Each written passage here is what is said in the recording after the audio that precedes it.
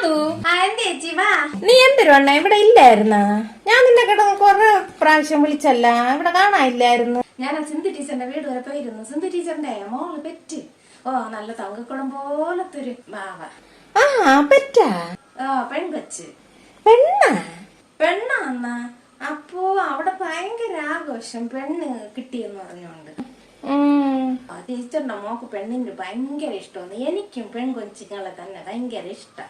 അത് തന്നെ അവിടെ നിറയെ ആളുകൾ നിന്നത്.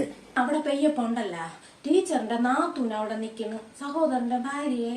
അവരൊക്കെ നമ്മളെ കണ്ടാലൊന്നും പിടിക്കൂല. നാത്തൂനല്ലേ? നമ്മളെ വർത്താനമൊക്കെ ലോക്കലെന്ന് തന്നെ. അതിനെ കാണുമ്പോഴേ അറിയാം ഒരു ഡമ്പുകാരി. ടീച്ചറിന്റെ അമ്മ നല്ല സ്വഭാവല്ലേ? ആ മാമി പാവ. അതുപോലെ തന്നെ പെൺകൊച്ച്. ടീച്ചറിന്റെ മോള് വലിയ കാര്യം മാമി മാമി എന്ന് വിളിച്ചു. അതുകൊണ്ടാണ് ഞാൻ പോണത്. എനിക്കും പോണം. ടീച്ചറിന്റെ ഒരു നാത്തൂനുള്ളത് എന്തൊരാന്തോ. സിന്ധു ടീച്ചറിന്റെ അടുത്ത് പറയണം, അപ്പൊ ഇവരെയൊക്കെ എന്തിന് വീട്ടിൽ കയറ്റണേ? ഇവരെയൊക്കെ സംസാരം ഭയങ്കര ലോക്കലാണ്. എവര് വീട്ടിൽ പറയണ കേക്കണം. അയ്യയ്യേ വീട്ടിൽ ഇപ്പൊ അയ്യോ എന്താ എവിടെ എപ്പോ ഇപ്പൊ പറയണേ. വീട്ടിൽ പോയി കേക്കണ വർത്താനം പറയണത്. പോയി നോക്കണം. ആ പെൺകൊച്ചിന് വലിയ കാര്യം.